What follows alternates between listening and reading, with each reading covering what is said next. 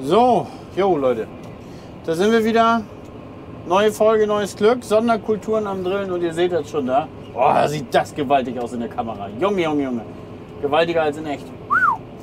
Auf jeden Fall, wir drillen heute den Lein. Leute, Leinen, Leinsamen. Ich war gestern schon zugange und ich habe Schwarzkümmel und Leindotter gedrillt. Leindotter nach wie vor das beliebteste Öl bei euch. Und jetzt kommt noch dazu, ist aber auch schmierig. Jetzt kommt noch dazu, guck mal da die Fahrgasse. Jetzt kommt noch dazu Lein. Ich krieg auch ein zu viel. Beim Lein ist es so, habe ich mich gekümmert. Ich sag, wo ist eigentlich mein Leinsaatgut? Ja, ach so. Ja, nee, war nicht lieferbar. So, mein Leinsaatgut. Jetzt habe ich mir notdürftig hier anderen. Jetzt habe ich mir gerade anderen Lein besorgt zum Drillen. Ich hoffe, der keimt. Ich hoffe, das wird was. Iberischer Drachenkopf sollte Freitag zugestellt werden. Heute ist Mittwoch. Also normalerweise sollte der schon vor einem Monat kommen. Da habe ich danach telefoniert. Und dann hieß es, ach Gott, ja, wir haben deine Bestellung irgendwie verschlammt. Kommt aber jetzt. Kommt Freitag. Heute ist Mittwoch, ist immer noch da. Das heißt, ich drill jetzt hier den Lein, 3 Hektar in Windeseile. Muss mich beeilen hier. So, wir klappen erstmal auseinander. Ja?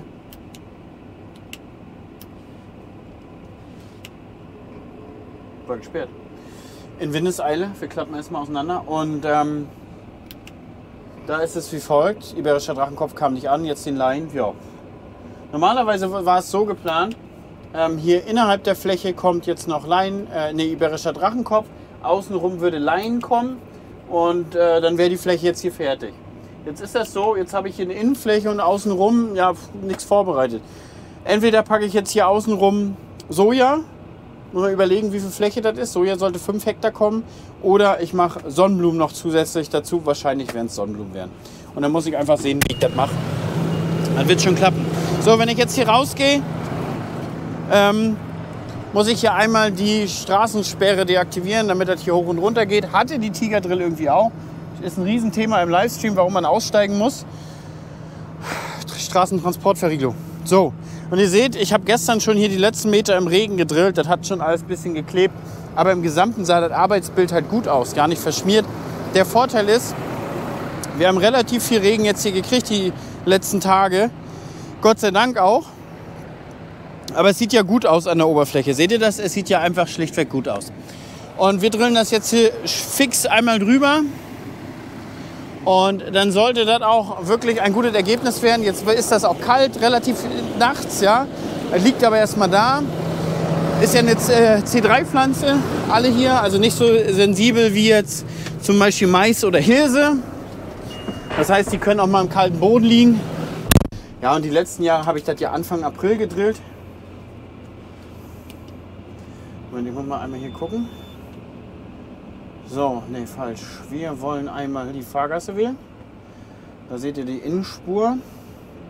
So, Gebläse einschalten. Ich habe auf jeden Fall schon festgestellt.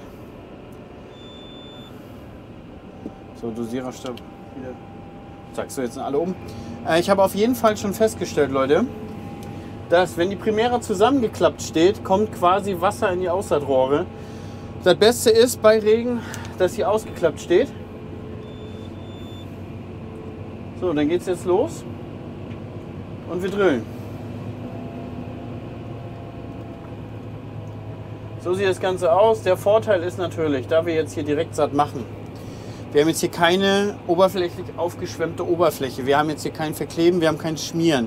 Ihr seht ja selber, obwohl wir gestern 25 mm gekriegt haben, ich weiß nicht, heute 5, 6, da vorne kommen die nächsten 10. Ist das akzeptabel, das, was wir hier machen? Klar, könnte man jetzt ein bisschen auf wärmeres Wetter warten, aber die Primera geht morgen wieder zurück. Das ist ja nur eine Ersatzmaschine, damit wir quasi unsere Frühjahrsbestellung machen können, bis unsere da ist. Von daher breche ich das jetzt einfach übers Knie. Ich hab die letzten Tage nicht wirklich rumgebummelt. Ich hatte mit dem Hanf zu tun und dann, ja, Baby Nummer 2 quasi. Dann Termine für Landwirtschaft an sich, ja, dann, was hatten wir noch? Familie generell als Thema und Hausrenovierung. So, das sind aktuell meine Baustellen. Und dann ist es so, muss ich euch einfach sagen, du bringst dann morgens Anton zur Kita. So, kommst zurück, dann ist nach 8. Ja? Da hätte ich normalerweise schon über eine Stunde gearbeitet. Da hätte ich schon richtig durchgezogen. So, dann hast du ein paar Stunden zu arbeiten. Da hatte ich heute jetzt zum Beispiel bis 13:30 Uhr Termine. Dann kommst du jetzt her, drillst, machst die Drillmaschine sauber, eine Kultur, nächste Kultur rein. Jetzt ist 14:30 Uhr. Jetzt muss ich in einer Stunde wieder Anton abholen.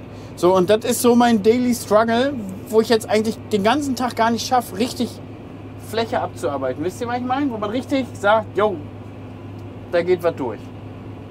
Da muss ich euch sagen, die Primera stand anscheinend schon mal ein paar Tage draußen. Alle Nase lang brechen hier die Rohre ab oder beziehungsweise gehen ab und müssen nachgeklebt werden und. So, wir gehen mal einmal die Saatgutablage überprüfen. Wie gesagt, den Hanf haben wir jetzt fertig. Also ich habe aber auch nicht genug Hanfsaatgut mehr da. Das muss ja quasi lizenziertes Hanfsaatgut sein, um hier jetzt den Rest noch zu drillen. Da sehen wir jetzt den Lein gemischt mit Dünger. So, und wir sehen jetzt hier drauf, klar, das klebt ein bisschen an den Rollen, aber alles in allem sieht das ja trotzdem gut aus, ja? Also der Boden ist ja feucht, krümelig und er ist ja jetzt nicht so extrem verklebt, dass wir jetzt irgendwie dadurch den Keimprozess behindern würden, ja? Das ist ja trotzdem noch ein leichter Boden, viel Organik an der Oberfläche. Ich muss euch das einmal noch mal hier zeigen, so viel Zeit muss sein. Ja, hier zum Beispiel, wo das Strohschwatt war, sieht es jetzt so aus, aber hier jetzt im Allgemeinen, ne? So sieht das hier aus. Das heißt viel Organik, Regenwurmlosung und trotzdem gut begehbarer Boden, ja? Das heißt, hier klebt gar nichts an den Schuhen. Vielleicht da, wo das Profil drin ist. Und von daher geht das mit der Aussaatbedingung. So.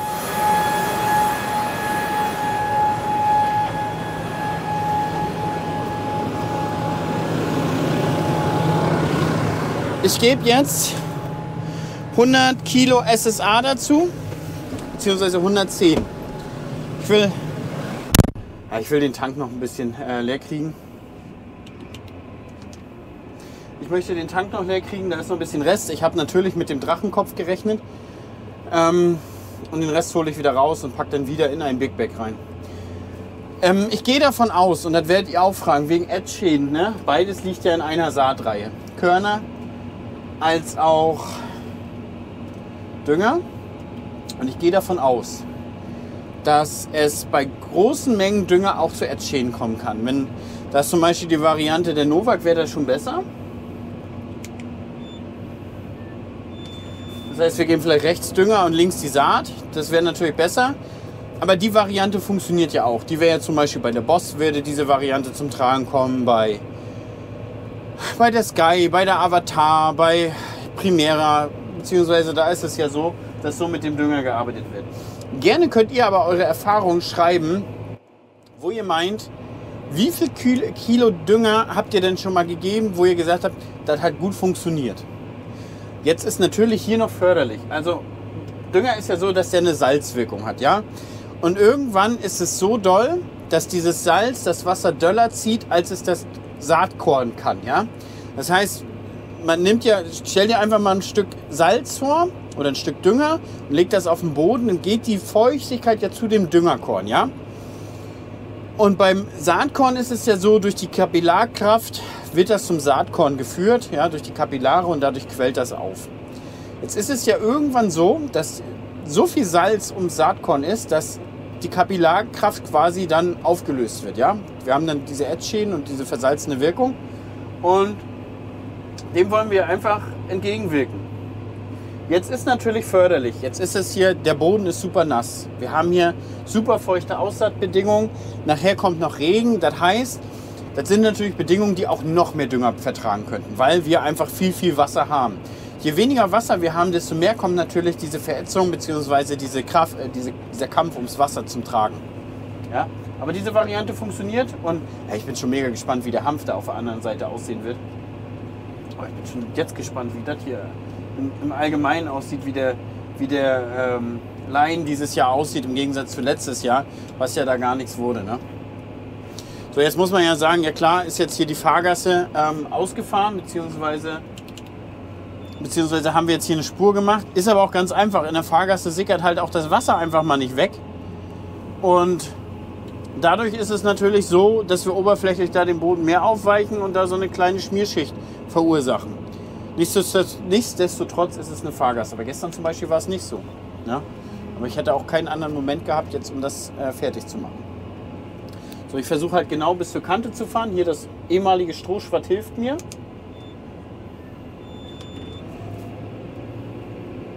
Damit ich es auch schön sauber drumherum kriege. Also ich gehe davon aus, dass ich Sonnenblumen hier drumherum packe.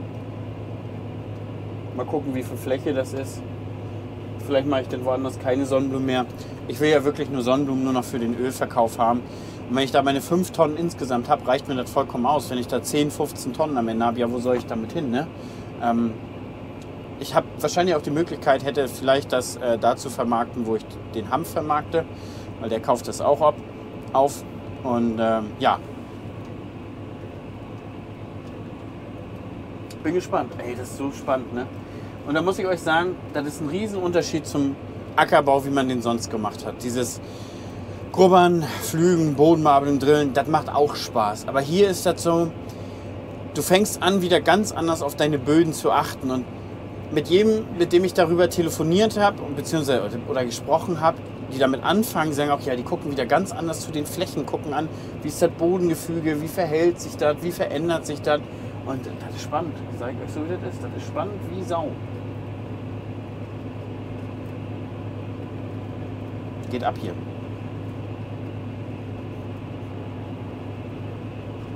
Naja, ein bisschen Schlupf haben wir. Wir sind jetzt auch beim Verbrauch auf 4,7 Liter gekommen. Von gestern 3,6. 4,5 gerade aktuell. Das ist natürlich, weil alles jetzt eine ganz leichte Welle vor sich her schiebt. Ne? Der Boden ist weich. Aber ich bin, glaube ich, auch momentan der Einzige, der hier ackerieren kann. Alle anderen, alles andere ruht und steht, können nichts machen. Da hinten übrigens der Raps. Ich weiß nicht, ob ihr es seht. In der nächsten Folge, denke ich mal, werden wir da die Blütenbehandlung fahren. Die ist dieses Jahr, denke ich, ein wichtiges Thema. Die Sklerotinien, die haben gekeimt dieses Jahr, sagt zumindest der amtliche Warndienst. Das heißt, man soll die Blütenbehandlung ernst nehmen. Und die nehmen wir ernst. Noch einmal. So. Die nehmen wir ernst und wollen natürlich keine Sklerotiner weiter verbreiten. Genau. So. Eins wollte ich auf jeden Fall, ich wollte euch noch die Tage, ich wollte eigentlich euch das Abdrehen noch zeigen, beziehungsweise das Austauschen dieser Saatwellen, weil das ist geil gelöst und auch die Unterbringung und auch das Abdrehen mit diesem kleinen Außencomputer ist geil gelöst. Aber dadurch, dass ja noch eine Primera nochmal wiederkommt und dann auch bleibt, sind wir entspannt. Das heißt, wir haben ja den ganzen Sommer, den ganzen Herbst Zeit, um mein Fazit zu der Maschine erstmal schon zu sagen. Was ich sagen kann, jo, die holt Steine raus, das ist tatsächlich so geblieben. Aber wenn wir jetzt zum Beispiel Standorte haben wie hier, ja, hier hatten wir zum Beispiel einmal Strip-Till, dann haben wir vernünftig abgesammelt und jetzt sind hier keine Steine mehr und jetzt holt die Maschine auch keine mehr raus. Was ich mich persönlich halt frage vielleicht, dass man über die Jahre, Strip-Till holt die auch raus, ja, dass man die über die Jahre die absammelt und irgendwann sind die halt weniger. So, wir haben halt die letzten Jahre mit der Tigerdrill sonst immer die wieder reingedrückt. Die Tigerdrill an sich drückt die halt wieder rein. Das heißt, die zieht vielleicht welche raus und drückt die wieder rein. Dadurch ist vielleicht in diesen 30 cm Horizont dann mehr Stein drin als irgendwann gewohnt. Und dann machst du Strip-Till und dann holst du extrem viel mit einmal raus. Und das habe ich jetzt auch die letzten 3 Jahre festgestellt. Wir haben in den ersten 2 Jahren extrem viel Steine rausgeholt und jetzt wird es allmählich wieder weniger. Das hoffe ich eigentlich mit der Primera auch. Weil das ist eigentlich der Punkt, wo ich sage, das war eigentlich das ganz große Ding, was mich an der Maschine gestört hat.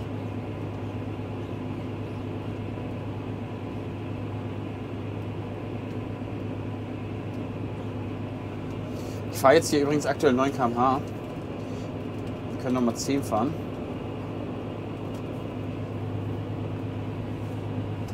Da hat man natürlich größere Reinigungswirkung bei den kleinen Sternrädchen. Naja, die werden jetzt auch langsam alle wieder sauber. Das fliegt dann auch ab. Ey, ich kann kaum den Feldaufgang abwarten. Ich bin ja schon so heiß. Das ist jedes Jahr auf neue Spannen und ich freue mich auch schon jetzt auf die Einzelkorn. Einfach jedes Jahr fahre ich immer an andere Bestände vorbei mit moderneren Einzelkorn und dann muss Lisi sich mal anhören, oh, guck mal hier, da hat die und die Maschine gelegt, guck mal, wie gut, wie schön vereinzelt das aussieht, wie schön der Feldaufgang aussieht. Ne? Da freue ich mich auf jeden Fall auch, dass wir da einen Schritt nach vorne machen, dass wir da nochmal einen Tick besser werden in den Beständen. Und dann würde ich sagen, gucken wir uns hoffentlich, wenn der Regen weggezogen ist oder so, nachher nochmal einmal an, wie wir das Gerät hinten sauber machen, wie wir es leer machen. Ansonsten schönes Arbeiten hinten an der Plattform. Man kann das schön befüllen, man kann schön in den Saattank gucken. Machen wir nachher. Bis nachher, Leute. So, zurück im Weizen. Packen wir das mal wieder ein. Zurück im Weizen. Oh Leute, ich habe gerade so Bock auf Vloggen. Ich habe das gerade so... das läuft. Und das ist begeisternd, wenn das läuft.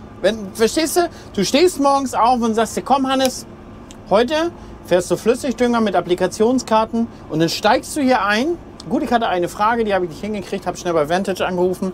Aber die sind da immer vor Ort und können sich per Teamviewer aufschalten. Von daher war dieses Problem, was ich hatte, innerhalb von einer Minute gelöst. Kommen wir zum eigentlichen Thema. Winterweizen. Winterweizen in Direktsaat. Oh Leute, ist der ein Gedicht. Die Bestände sehen hervorragend aus. Keine Frage, die sehen gut aus.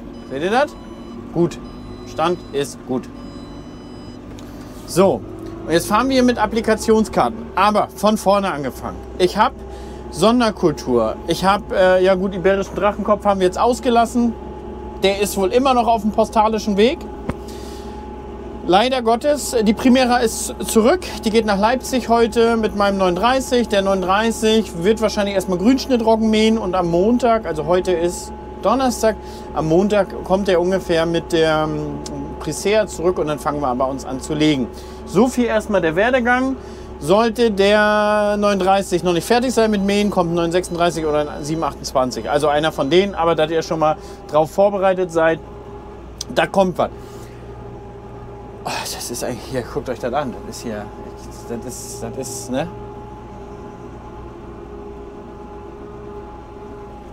Also, wir fahren die zweite Gabe im Winterweizen. Ich bin ein bisschen spät dran, hätte man früher machen können. Gut, dieses Jahr kommt die Babykonstante, Hauskonstante dazu. Und ja, so schlägt man sich hier durch. Gott sei Dank Flüssigdünger, denn ich habe letztens schon eine Spritze ausbringen können, wo Sturm war, hätte ich nicht mit Körnern machen können. Und auch heute, erst war es windstill, jetzt frischt es auf. Es funktioniert mit Flüssigdünger, die neuen Düsen gehen gut. Ich hoffe, ihr seht die. Man sieht ganz marginal, sieht man die Tropfen.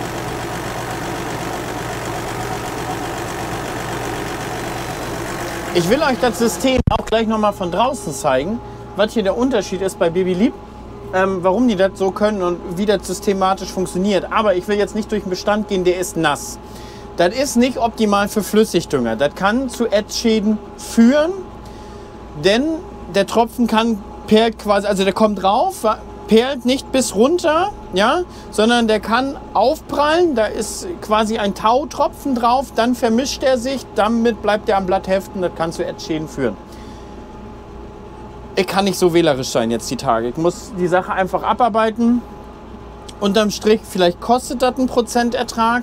Unterm Strich muss man aber sagen, dadurch, dass wir die perfekte Verteilung haben, bringt uns das auch wieder Ertrag gegenüber einem Schleudersteuer. Ja?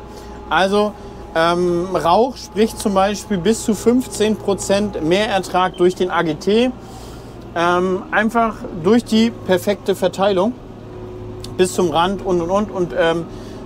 Ob es nun 15% sind, weiß ich nicht, aber mehr Ertrag ist einfach vorhanden, weil man die Fläche wirklich, wirklich besser versorgt und die Bestände. Also wenn ihr mal Flüssigdünger oder AGT-Bestände gesehen habt, Junge, die sind einfach bis zum Rand perfekt. Naja, ist ja egal. So, also fahren wir heute Flüssigdünger. Wie gesagt, Bestand ein bisschen nass, kann zu Ätzschäden führen, muss aber nicht. Ja, die Gerste, ganz minimal von letztens, hat die ein paar Ätzschäden gekriegt. Nehmen wir erstmal in Kauf. Ich habe jetzt hier noch keinen Wachstumsregler gefahren und auch noch keine Fungizidmaßnahme. Es ist wie folgt. Meine ganzen Nachbarn haben schon Wachstumsregler. Ich habe zeitlich nicht im warmen Wetter geschafft. Ich habe das echt nicht hingekriegt. Jetzt haben wir frostige Nächte. Da kneift das Mittel ganz schön. Deswegen warte ich jetzt bis nach dem Frost und dann fahre ich jetzt hier rüber. Ich gehe davon aus, sowieso, die Bestände sind in der Direktsaat sowieso nicht so krass üppig, frohwüchsig. dass das nicht so schlimm ist und ich jetzt hier auch kein Lagergetreide bekomme. Ja? Also da gehe ich schon von aus. So, warum nicht mit Sensor? Der Sensor ist noch in Sachsen-Anhalt. Ich hätte den jetzt holen können. Der kommt nächste Woche. Vielleicht ist er zum Wachstumsregler schon da. Wenn nicht, solange ich den in der Farnblattgabe habe und in der Qualitätsgabe, da macht er die richtig großen Unterschiede. Ist das alles okay? Solange mache ich jetzt hier mit Applikationskarte. Und das wird auch gut funktionieren, ja? Jetzt will ich nochmal den Bestand hier zeigen. Er sieht einfach gut aus. Jetzt ist es auch so, wir haben wirklich gut Regen gekriegt, ich sag mal 30, 40 mm. Wir haben jetzt hier Mitte April schon durch und das ist schon seit langem, haben wir mal wirklich wieder Wasser bis richtig in den April hinein und das sieht man den Beständen an. Also jetzt hatten wir auch ein paar warme Tage bis hin 25 Grad, dazu feuchte Witterung. Da mineralisiert so viel Stickstoff im Boden nach, da könnt ihr euch nicht vorstellen, was da Schub in den Pflanzen kommt. Trotzdem will ich jetzt hier einfach noch mal ein bisschen was setzen. Also ich fahre jetzt 100 Liter auf dem Hektar, so 130 Kilo Flüssigdünger entspricht ungefähr 33, 34 Kilo. Das Ganze teilflächenspezifisch auf dieser Fläche 150 Liter bis 40 Liter auf dem Hektar runter, 40 Liter dann die extremen Sandstellen. Die haben schon konstant aus der ersten Gabe gekriegt, da habe ich nicht teilflächenspezifisch gefahren. Und das Güllefass ist leider auch nicht teilflächenspezifisch gefahren. Der 942, den wir hier hatten, der hatte die Freischaltung nicht. Deswegen haben die Sandstellen sozusagen mehr gekriegt, als sie eigentlich bis jetzt haben dürften. Ja? Und deswegen reduziere ich das jetzt runter. Ich meine, jetzt ist Wasser da. Ja? Das ist schon so, die Bestände sind gleichmäßig fett. Aber ich würde trotzdem, will das da trotzdem ein bisschen reduzieren, sodass ich da nicht die ultra fetten Bestände habe, sondern da einfach die Qualität sichern. Und ich habe einfach festgestellt, dass wenn wir jetzt uns die Proteinkarte vom Mähdrescher angucken, zusammen mit der Ertragskarte, dann sieht das so aus, dass wir auf den Sandkuppen viel zu viel Protein runterholen, bei viel zu wenig Ertrag. Das ist der Rückkehrschluss ist da einfach, da kann man noch weiter Stickstoff reduzieren. Ja, deswegen reduziere ich jetzt noch weiter. Deswegen gibt es da 100 Liter Unterschied, also 40 Liter zu 150 Liter, 110 Liter Unterschied von der leichtesten zur schwersten Zone. Weil ich da einfach letztes Jahr festgestellt habe mit dem Sensor, noch mehr auf die fetten Stellen, noch weniger auf den schlechten Stellen. Jetzt sagt ihr, ja, aber Hannes, nee, Wasser ist der begrenzende Faktor bei mir. Denn Sand hält einfach nicht das Wasser und die Nährstoffe nicht. Und dadurch muss ich da weiter reduzieren. Bringt einfach nichts, da konstant zu fahren. Habe ich ja die ganzen Jahre gemacht, ernst ist ja trotzdem nicht mehr. Und durch das Umverteilen hebst du schon ein bisschen den Satz des Ertrags an und aber sparst gleichzeitig Geld, weil in der Gesamtfläche, in der Gesamtsumme kommst du natürlich deutlich weiter runter. So, das sind die Punkte und jetzt kommen wir hierzu. Jetzt habe ich eine Potenzialkarte mir fertig gemacht, habe die verbunden, eine Applikationskarte über eine Potenzialkarte. Und was das System hier kann, ist im Prinzip, jede einzelne Düse kann einzelne Teilbreiten und einzelne Applikationsmengen. Ja? Das heißt, das, was ihr hier seht, dass jede Düse sich an der Karte jetzt orientiert und anpasst. Und damit ist dieses System weitaus dynamischer, als es sonst gewesen wäre. Denn sonst hat man, ich sag mal, eine feste Menge.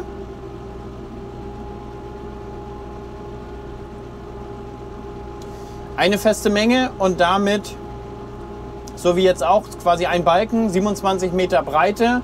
Und sozusagen würde sich der ganze Bereich dann immer ändern. Ja, und auch mit Applikationskarte verbrauchen wir dann immer ein bisschen mehr als berechnet oder ein bisschen weniger, weil je nachdem, wie man angibt, ob er sich an die stärkste Zone orientieren soll, in der man gerade durchfährt, sorry, ich habe hier vorhin einen Fehler gemacht, oder an der schlechtesten Zone.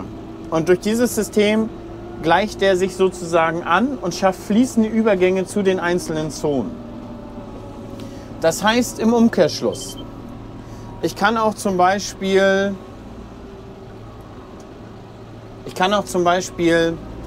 mir die Karte so gestalten, dass ich Wachstumsregler die äußeren 2 Meter weniger ausbringen. Was ich sowieso kann, ist hier die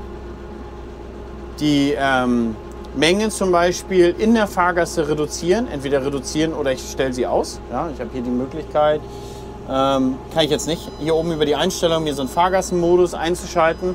Dadurch sind die Düsen in der Fahrgasse aus.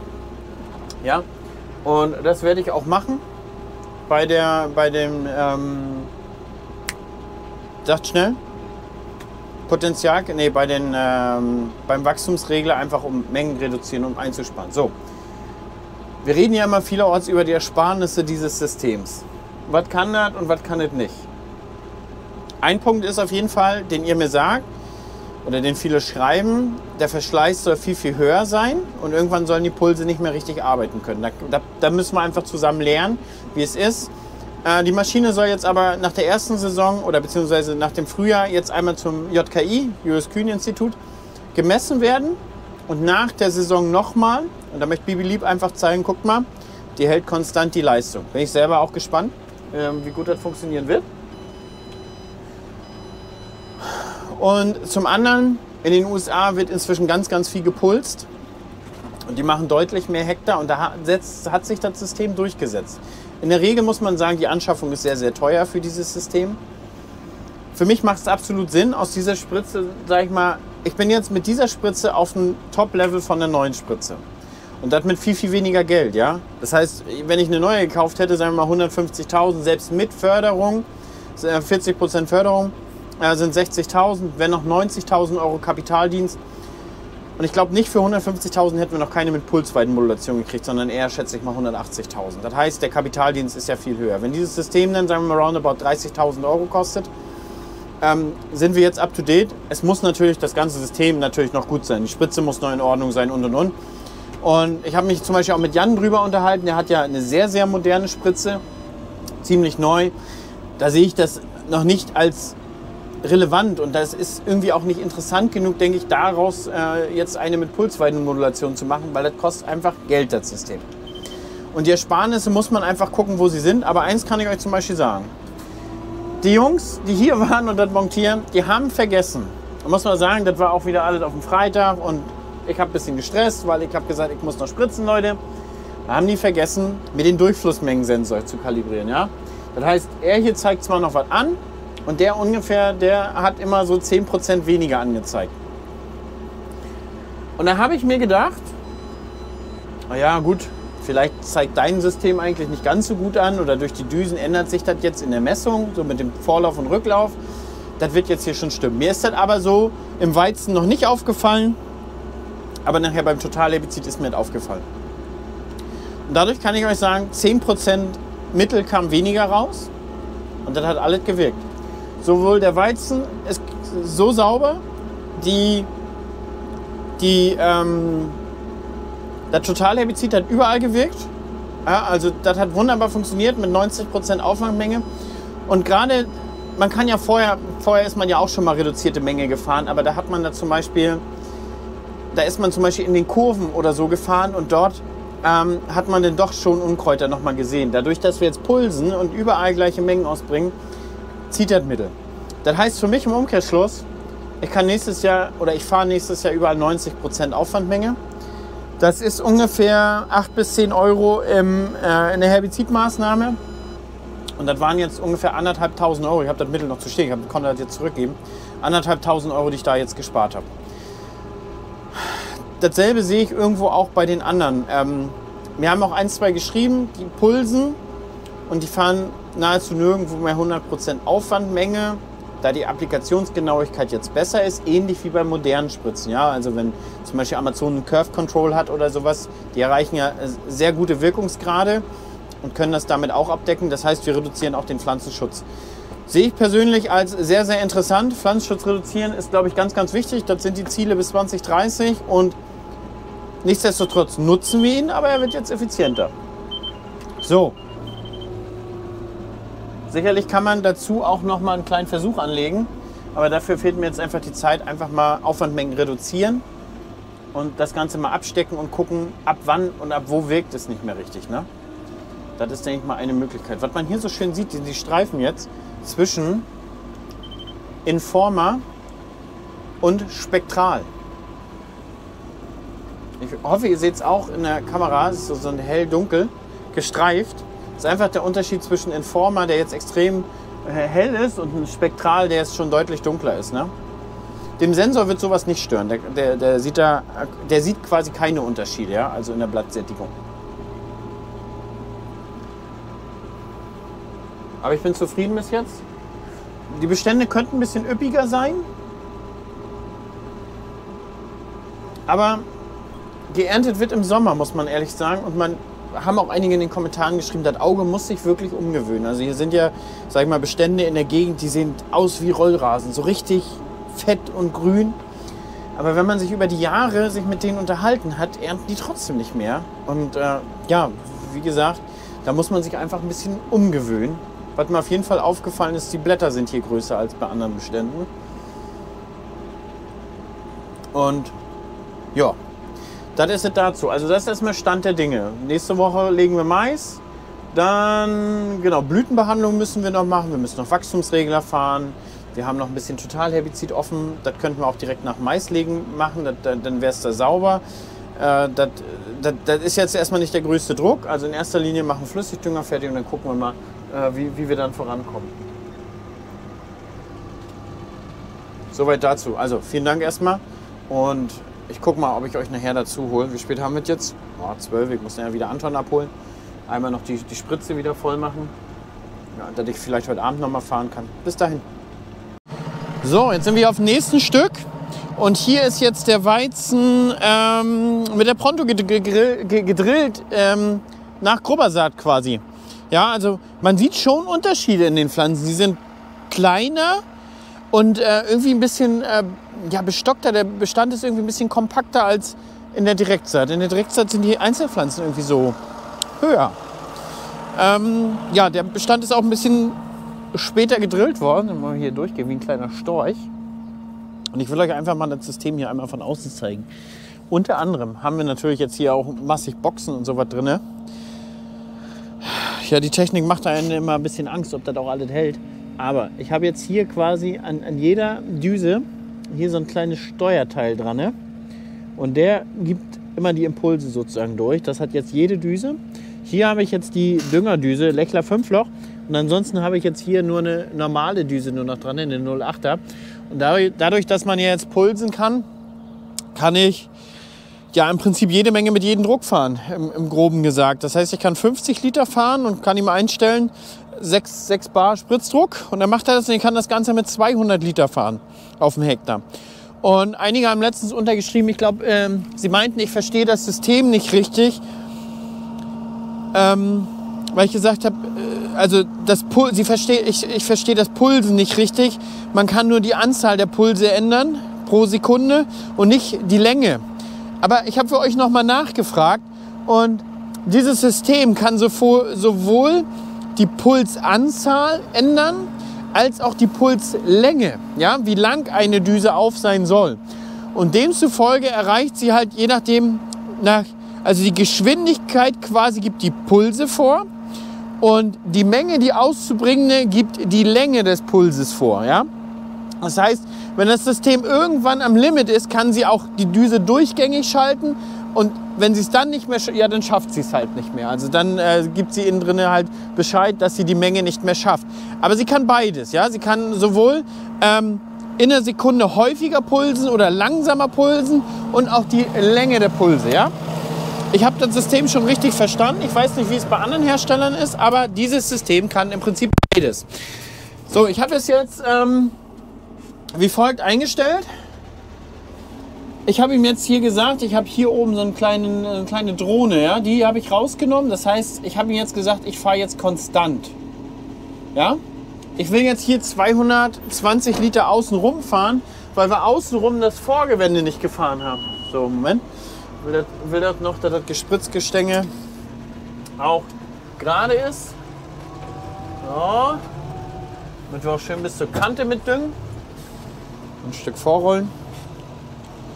Jetzt gibt es auch gleich Regen, perfekt.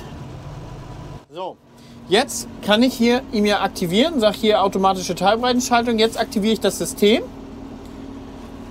Er sagt zwar hier 71 soll, aber 220 ist, weil das System quasi jetzt nicht verbunden ist. Ja? Applikationskarte habe ich ihm gesagt, möchte ich hier gerade nicht, indem ich den Satellit da oben ausgeschaltet habe. So, und wenn ich jetzt anroll, dann kommt jetzt, seht ihr, ich hoffe man sieht das, in einzelnen Pulsen kommt jetzt da der Dünger raus. Und je schneller ich jetzt fahre, desto häufiger kommen jetzt die Pulse da raus.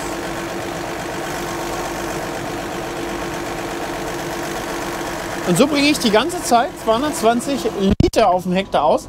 Und das ist auch mal ganz schön, weil oftmals, und so war es zum Beispiel bei mir, wenn ich jetzt zum Beispiel mal eine hucklige Stelle hatte, dann fährst du langsamer. Normalerweise hast du dann beim normalen Spritzen zu wenig Spritzdruck, ja, und die Düse wird dann sehr, sehr grob. Und das ist hier eben nicht mehr so. Oder sagen wir mal so, du fährst mit Applikationskarte und irgendwann ist es so, dass du, sag mal, mehr Menge durchfährst. Ja, dann wird der Sprühnebel feiner, meinetwegen Wachstumsregler. Und du willst zum Beispiel, dass er runter reduziert. Ne? Guck mal, jetzt ist teilweise sehr knapp. Also wenn der Balken gelb wird, ich fahre mal für euch ein bisschen schneller, da, dann schafft er die Menge nicht mehr. Dann müssen wir jetzt entweder langsamer fahren, denn er ändert ja nicht den Spritzdruck.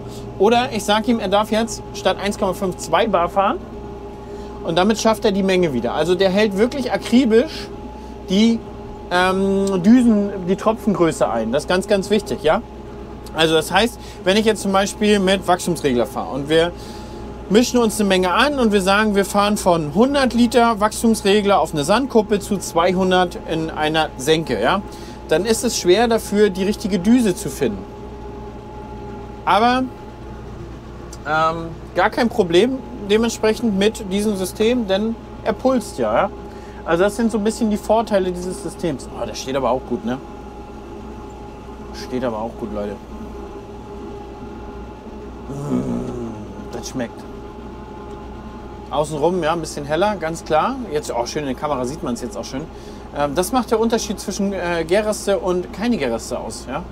Also außenrum, wir haben einen Feierabend gemacht und auf Striptill umgebaut. Deswegen fahre ich jetzt hier auch außenrum nochmal 220 Liter. Und in der Fläche dann nach Applikationskarte und das nächste Mal auf jeden Fall wieder nach Sensor. Ja, der Sensor hätte wahrscheinlich hier auch 70, 80 Kilogramm N gegeben. 220 sind ungefähr 70 N. Ja, ich denke, die sind hier auf jeden Fall gut und ausreichend.